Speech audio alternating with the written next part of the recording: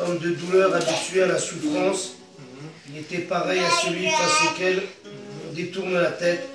Nous l'avons méprisé, nous n'avons fait aucun cas de lui. Pourtant, ce sont nos souffrances qu'il a portées, c'est de nos douleurs qu'il est chargé, et nous l'avons considéré comme puni, frappé par Dieu et humilié. Mais lui, il était blessé à cause de nos transgressions, brisé à cause de nos fautes. Amen. Amen. Et alors, Jésus-Christ, il était méprisé, comme je disais. Ésaïe, c'était un prophète qui prophétisait. Avant que Jésus-Christ vienne, donc lui, il avait déjà prophétisé la mort de Jésus-Christ. Alors, Jésus-Christ, il aurait d'être méprisé. C'est ça qui est, quand il est venu, alors il était vraiment méprisé. Les gens, ils ne sont pas lui donner la valeur, comme la Bible dit dans les Hébreux 12. Les gens, ils sont dédagnés de lui, ils sont ignorés de lui. Il était une victime, il a souffert. Donc les gens, ils ne sont pas donné de valeur. Donc il ne donnait pas aucune valeur. Il était un homme méprisé. C'est la raison pour laquelle parfois, aujourd'hui, il y a des gens qui font l'image de Jésus. Que Jésus il était trop beau, des cheveux longs, je ne sais pas quoi, il est trop beau. Mais Jésus, comme la Bible dit, il était une personne méprisée. Il ne donnait pas de valeur. Donc ce n'était pas un homme qui, les gens, ils auraient donné des valeurs. Vous voyez? Il y a des gens, exemple, tu es un homme, importe un homme, les gens ne te donnent pas de valeur. Hein. Exemple, c'est quand quelqu'un est mauvais habillé, une personne, les gens même ne regardent pas. Vous voyez, mais quand quelqu'un il est bien habillé, exemple, je ne sais pas comment, les gens, ils donnent des valeurs. Alors Jésus, les gens, ils ne sont pas les donner des valeurs. Pourquoi? Parce que déjà son royaume, il n'était pas dans ce monde. Son royaume, il était le ciel. Alors Jésus, il est venu pour que lui puisse être méprisé, pour qu'il puisse être déterminé, pour qu'il puisse être, pour que les gens ne puissent pas lui donner la valeur. Alors, pour que Dieu puisse l'exalter et pour que nous puissions aussi avoir les valeurs. Parce que seulement aujourd'hui nous avons les valeurs, parce qu'à travers de Jésus-Christ qui était méprisé. Alors aujourd'hui nous avons la valeur parce que Jésus-Christ il était méprisé. C'est la raison pour laquelle aujourd'hui, comme je disais, nous devons toujours demeurer en Jésus-Christ et mettre notre foi à Jésus. Jésus l'a vaincu. Et nous sommes plus que des vainqueurs. Jésus-Christ il a vaincu le monde. Jésus-Christ il est aujourd'hui assis dans son bras, dans les bras de son Père, pour attendre le revenir, le désir de revenir, qu'il viendra chercher son église, son époux. Alors, c'est la raison pour laquelle nous devons demeurer toujours en Jésus-Christ. Alors, nous retournons toujours à l'Hébreu chapitre 12, Hébreu où on était avant, dans l'Hébreu chapitre 12. Alors, je vais dire le 3 il dit. Le 3 il dit. Pensez à lui, à la façon dont il a supporté une telle opposition de la part des pécheurs. Et aussi, vous ne vous laissez pas abattre, vous ne vous découragez pas. Donc, on ne doit pas se laisser abattre. Donc, on ne doit pas se laisser être détruit. On ne doit pas se laisser être effrayé. On ne doit pas se laisser et vivre comme le monde, oh, les gens qui ne connaissent pas Dieu qui vivent. Alors nous devons toujours vivre dans la vie, spirituelle. Nous devons vivre dans la vie spirituelle parce qu'il y a des vies charnelles, et les gens ils vivent sans la parole de Dieu, et les gens ils vivent sans la vie spirituelle. Mais nous devons vivre toujours dans la vie spirituelle parce qu'il y a la vie spirituelle, il y a la vie quotidienne, qui est la vie normale, la vie charnelle. Parce que comme je disais, la vie chrétienne, ce n'est pas facile. Si vous voulez savoir, aujourd'hui, il y a beaucoup de gens qui disent « Ah, moi je n'ai pas besoin d'écouter la parole de Dieu, je n'ai pas besoin de suivre Dieu. » Parce que la vie est difficile, mais sans demeurer dans la parole de Dieu, sans suivre Jésus-Christ, sans connaître la parole de Dieu, c'est difficile aussi d'être sauvé.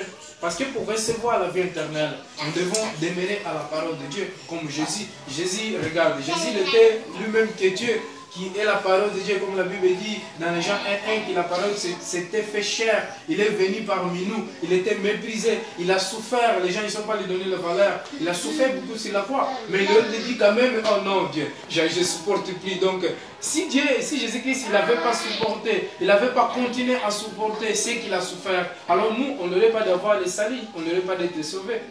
Parce que les gens, les Juifs, ceux qui vivaient dans la loi de Moïse, ces gens-là, comme la Bible dit, quand Jésus-Christ est mort, il est aussi parti aller prêcher la parole de Dieu à ces gens-là. Il est parti prêcher la parole de Dieu à ces gens-là qui sont morts avant Jésus-Christ. Alors c'est la raison pour laquelle nous, qui nous avons accepté Jésus en tant que Seigneur Sauveur, alors nous devons demeurer dans la parole de Dieu. Nous devons toujours s'attacher à Dieu pour que nous puissions aussi recevoir la bénédiction que Jésus-Christ, que Dieu nous a promis. Parce que nous sommes bénis en Jésus-Christ. Dieu il nous a promis une bénédiction. Mais si nous marchons selon la parole de Dieu, si nous attachons selon la parole de Dieu, cette bénédiction que Dieu nous a promis, c'est pour toi et moi. Cette bénédiction que Dieu nous a promis, c'est pour tous c'est pour quiconque croit en Jésus en tant que Seigneur Sauveur. Si vous voyez dans la bénédiction d'Abraham, Dieu il avait appelé Abraham, il avait dit que non, je vais vous bénir, je vais bénir Abraham, et je vais bénir aussi tes descendants. Nous sommes des descendants d'Abraham à travers de la foi. Nous sommes des descendants d'Abraham. Le peuple d'Israël, il est grand. Il y a des gens qui disent que non, exemple, les témoins de Jéhovah, je ne juge pas. Je donne un exemple. Et les témoins de Jéhovah, ils me disent parfois, ils disent que non, nous, le royaume du ciel, il ne nous appartient pas, on ne va pas parler de nous, nous allons rester dans ce monde. C'est lui ce qu'ils disent. Parce que moi aussi, je faisais déjà une partie des témoins de Jéhovah. Alors, le royaume du ciel, ce n'est pas seulement pour 144 000 exemples, un jour on peut parler de ça, ou pour Israël. Mais ça, c'est pour les gens qui sont acceptés aussi Jésus-Christ en tant que Seigneur Sauveur, c'est qu'ils n'avaient pas des erreurs. Mais c'est pas qu'ils ont... Dieu, il ne fait pas réception de personnes. Dieu, il est un Dieu, il ne fait pas exception de race, ou de langue, ou de tribus. Mais Jésus-Christ, il est mort pour quiconque croit en Jésus en tant que Seigneur Sauveur. Si vous lisez dans Jean chapitre 1, verset 11, il dit que non, Jésus-Christ est venu pour les siens, les siens ne sont pas les recevoir. Mais tous ceux qui sont pris en Jésus en tant que Seigneur Sauveur, ils sont devenus des enfants de Dieu. Ils sont devenus des enfants de Dieu. Ça veut dire que tout ce qu'ils acceptent Jésus en tant que Seigneur Sauveur, ils deviennent des enfants de Dieu. Ils entrent dans la communauté des Israéliens. Aujourd'hui, nous sommes des Israéliens à la foi. Nous sommes pris dans la loi de Moïse, parce que la loi de Moïse, si c'était seulement la loi, personne n'aurait été sauvé. Hein? La loi, si tu coupes les bras, toi, ils vont te couper aussi les bras. C'était comme ça. Et la loi, dans les samedis, exemple, dans les jours de samedi, si tu ne respectes pas les jours de samedi, il peut te tuer. C'est ça qui a ramené beaucoup à la mort de Jésus. Jésus-Christ, il est né dans le temps de gloire. Il était persécuté parce qu'il guérit les gens dans le samedi. Il faisait les choses dans le samedi. Alors les gens, ils ne comprenaient pas. C'est pour cela la loi œil pour œil, dent pour dent. Mais aujourd'hui, c'est la loi. Si quelqu'un me fait du mal, moi je ne fais pas de mal. Si quelqu'un il veut me couper le bras, moi je ne lui coupe pas le bras. Mais parce que c'est le temps de l'amour. Alors si c'était seulement la loi, personne n'aurait d'être sauvé. C'est la raison pour laquelle nous sommes dans le temps de grâce. Dans la grâce, nous avons la liberté de marcher sur le Jésus, d'accepter Jésus-Christ en tant que Seigneur Sauveur, de prêcher la parole de Dieu, de demeurer dans cette grâce-là. Et pour la fin, on aura la vie éternelle. Amen. Alors nous devons demeurer pour que nous prêchions la parole de Dieu. Parce qu'il y a beaucoup de gens qui ont besoin aussi de connaître cet évangile. Il y a beaucoup de gens qui cherchent à connaître cet évangile. Mais qui va les prêcher? Qui va aller parler de Jésus-Christ? Qui va aller les apporter l'évangile? Mais c'est toi et moi qui nous devons aller prêcher cet évangile-là.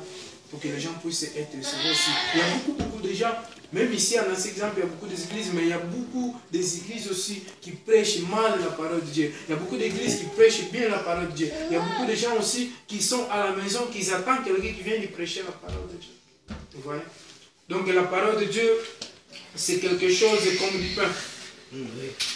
Comme du pain, il y a beaucoup de gens qui cherchent, il y a beaucoup de gens qui n'ont pas, il y a beaucoup de gens qui mangent, il y a beaucoup de gens qui ont besoin de manger tous les jours. Donc la parole de Dieu, comme Jésus disait, c'est la nourriture spirituelle. Celui qui mange mon chair, c'est celui qui boit mon sang. Donc il ne mourra jamais. Donc la parole de Dieu, nous devons les manger, nous devons les nourrir. Et nous devons aussi les connaître, parce que la parole de Dieu, c'est ça qui nous donne la vie éternelle. Comme Jésus disait, et vous devez examiner les Écritures, parce que c'est eux qui nous donnent la vie éternelle. Donc Jésus-Christ est là. On peut le faire à tout moment. À tous les moments. Voilà, nous devons le faire à tous les moments. Et nous devons les connaître pour que nous puissions aussi enseigner les autres. Oui, c'est ça aussi. C'est la raison pour laquelle parfois on fait les études bibliques. Parce que les études bibliques, c'est ça qui nous fait connaître la Bible, qui nous fait vraiment connaître ou s'approcher de Dieu.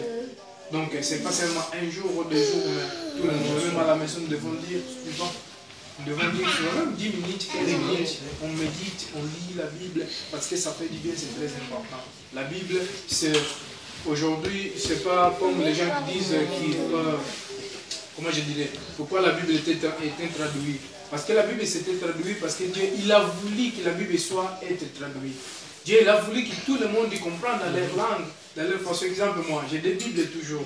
J'ai les Bibles de portugais, j'ai en français. Parce que parfois, il y a quelque chose que je ne comprends pas en français, alors je prends en portugais. Amen. Amen. Ok.